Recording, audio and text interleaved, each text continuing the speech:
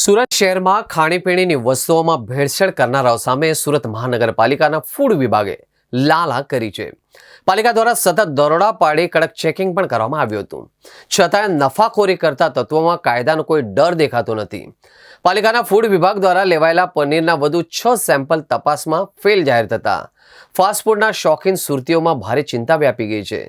પાલિકાના food safety અધિકારીઓ દ્વારા શહેરના અલગ અલગ વિસ્તારોમાંથી ખાદ્ય પદાર્થોના સેમ્પલ લઈને લેબોરેટરીમાં મોકલ્યા હતા. તપાસના રિપોર્ટમાં ચોંકાવનારી વિગતો સામે આવી હતી. તપાસમાં પનીરના વધુ 6 સેમ્પલ ફેલ થયા. લોકોના સ્વાસ્થ્ય સાથે ચેડા કરતા વેપારીઓ માત્ર નફો કમાવા માટે હલકી ગુણવત્તાના મટીરિયલનો ઉપયોગ કરતા હોવાનું તપાસમાં બહાર આવ્યું છે. ફૂડ વિભાગ દ્વારા વારંવાર અપીલ અને દરોડાની કાર્યવાહી કરવા છતાંય ભેળસેળખોરો સુધરવાનું નામ નથી લઈ રહ્યા. આ બાબતને ગંભીરતાથી લઈને પાલિકા તંત્રે હવે કાયદાનો કોરડો વીજવાનું નક્કી કર્યું છે.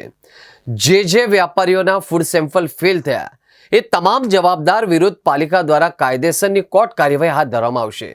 આગામી દિવસોમાં પાલિકા આ ઝુંબેશ વધુ તેજ કરે તેવી પૂરેપૂરી શક્યતાઓ છે. સુરત શહેરના નાગરિકોને આરોગ્યને ધ્યાનમાં લઈ સુરત મહાનગરપાલિકા ના ફૂડ ઇન્સ્પેક્શન વિભાગ દ્વારા સુરત શહેરની ઘણી બધી સંસ્થાઓ, ડેરીઓ તથા હોટલ રેસ્ટોરન્ટમાંથી છેલ્લા ઘણા સમયથી પનીર, ચીઝ જેવા નમૂનાઓનું તપાસણી કરવામાં આવેલ છે. જેમાંથી પાંચેક સંસ્થામાંથી પનીર અને ચીઝના નમૂનાઓ નાપાસ જાહેર થયેલ છે, જે સબ સ્ટાન્ડર્ડ જાહેર થયેલ છે.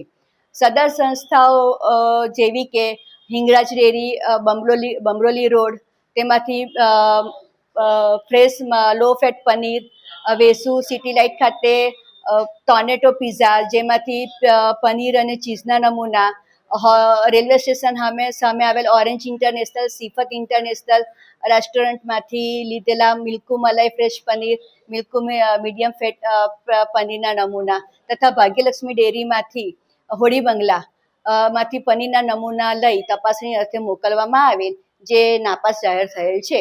જેમાં બીઆર રીડિંગનું પ્રમાણ, ફેટનું પ્રમાણ તથા બીરા સિસ્ટોસેરોનનું પ્રમાણ ઓછું અથવા વધુ ધોરણ કરતાં માલમ પડેલ છે. સદર નમૂનાઓ નાપાસ થતાં સદર સંસ્થાઓના ખાદ્ય વિક્રેતાઓ સામે દંડનીય કાર્યવાહી કરવામાં આવશે.